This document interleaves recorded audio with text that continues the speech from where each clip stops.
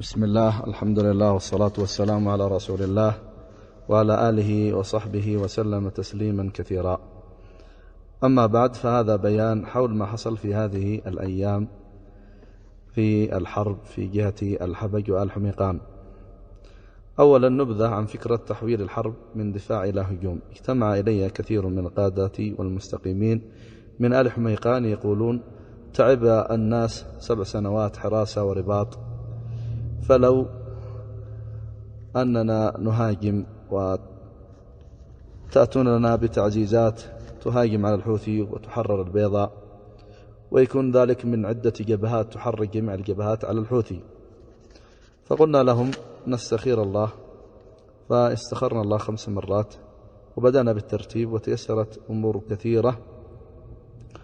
وكان أول شرط اشترطه علي قادة آل حميقان هو موضوع النقاط والانتقال. فجلسنا مع قياداتنا في يافع وحصلت اجتماعات في الحد وشاورناهم في الموضوع، وكان جوابهم: لا حرج عندنا في الحرب من جهة آل حميقان، أهم شيء أنه لا يفتح الحرب من جهة يافع.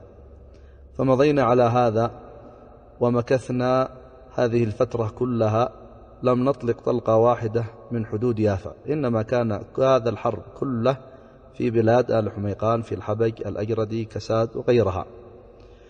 وكنا نضطر أن نمشي 4 ساعات على الأقدام نلتف على الحوثي من أجل ألا نمر في يافع، والطريق في يافع 10 دقائق، إلى الحوثي ربع ساعة.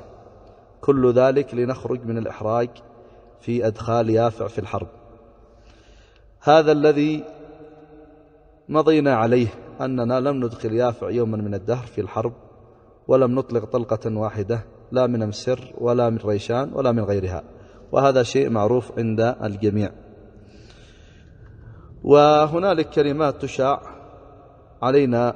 أولا يقال أن الحوثي قرب من يافع، وهذا شيء عجيب. أستغرب أن يخرج من كثير من الناس أن الحوثي قرب من يافع. الحوثي له 3 سنوات من 2019 وهو في حدود يافع، في جبل جميل، في قرب السر وتلك المناطق، هذا شيء معروف عند الجميع. الأمر الثاني أن الحوثي ضرب إلى يافع بسببكم ومن بعدكم، وهذه مثل أختها. الحوثي ضرب قبل 2 سنين إلى حصاحص، وما زالت ضربة ذلك الهاون في بيت من بيوت حصاحص، وضرب إلى نقطة مسر وغيرها. فهذه أشياء حصلت من قبل. موضوع ما حصل في بلاد آل حميقان من الهجوم على الحوثي هو شيء اجتمعنا عليه ومع القادة. وما حصل من الانكسار والانسحاب كان له سببان رئيسيان: سبب للضعف وسبب للانكسار. أما سبب الضعف فهو ما حصل علينا من التشديد في إيصال الذخيرة إلى الجبهات، فإنه شدد علينا من خلال النقاط. فأولا نزل دحباش وأخذ لنا ذخيرة في الحبيلين، ومكث 3 أيام مسجون في القطاع عند مختار النوبي، وما أخرجناه إلا بوساطات وتعب. ثم قالوا لنا: أي ذخيرة لكم تكون عبر الحزام الأمني.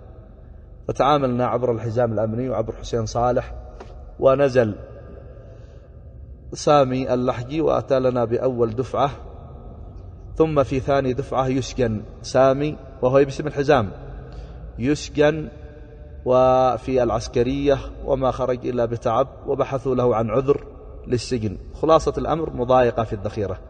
ثم بعد قضية سامي توقف عنا إيصال الذخيرة، وهذا أكبر سبب لتحويل الحرب من نصر إلى هزيمة. كنا نتقدم على الحوثي ومعنا الهاونات 120 ومعنا المدافع، فإذا جاءت دباباتهم وجاءت الBMP وغيرها تحركت مدافعنا وهربت هذه العربات. فلما انتهت ذخيرة 23 بدأ الحوثي يخرجنا من الزاهر ويخرجنا من قرب البيضاء حتى وصلنا إلى يافع. هذا سبب كبير توقف علينا وصول الذخيرة، لنكون صرحاء مع أنفسنا. السبب الثاني وهو سبب الانكسار وسبب السقوط، وهو أن حصلت قصة من أخينا فهمان الصبيحي أصلحه الله وحفظه، وهو أن ذهب يأتي بتعزيزات، وجزاه الله خير، هو تحمل حرقة عن يافع وعن الحميقان وتعامل معاملة طيبة، وجاء برجاله وشبحاته وسلاحه، وحصل أنه ذهب يأتي بتعزيزات، وكان قد كلمه القائد أبو خالد أن يأتي بتعزيزات من الصبيحة ومن أهل البيضاء، ولم يشعر أنه سيحصل له ما حصل. فالرجل اجتهد وجاء بأناس من أصحاب طارق عفاش، فلما وصلوا إلى يافع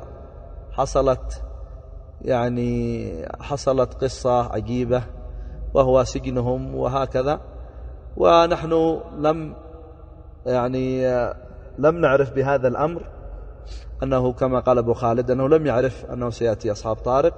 وبعدها وقف الطريق علينا، واتصل بي صالح السيد وتكلم علي بكلام شديد، ثم حلف لي يمين بالله أنه سيوقف، أنه ما سيجعل فرد واحد يدخل إلى الجبهات.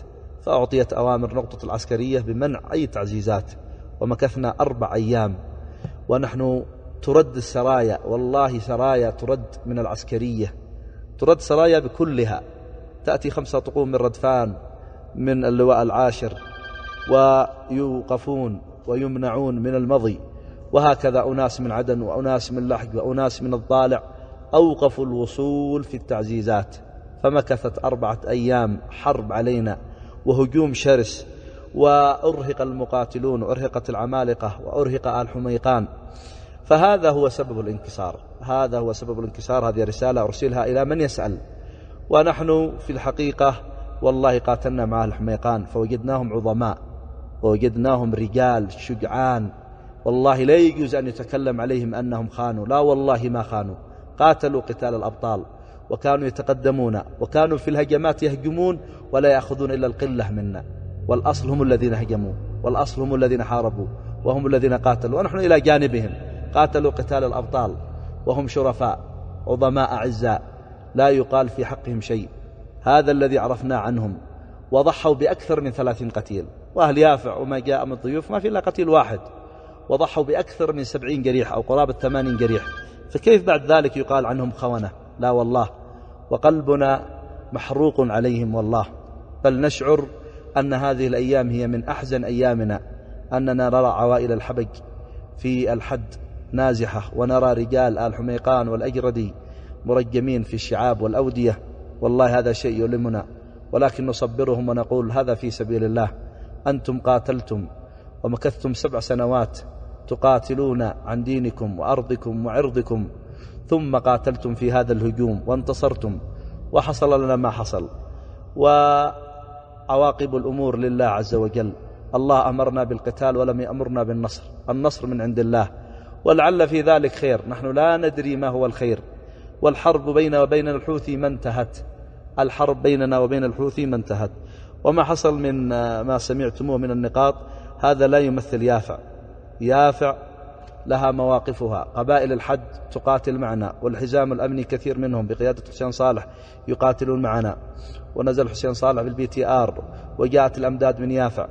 إنما هذا يمثل بعض القادة الذين فعلوا هذا الشيء. أما موقف يافع فهم برجالهم وأموالهم. أشكر التجار، والله لقد فعلوا فعلا طيبا، ووقفوا مواقف حميدة يشكرون عليها الجورة، يشكرون عليها، وأسأل الله عز وجل أن يكتب الأجر.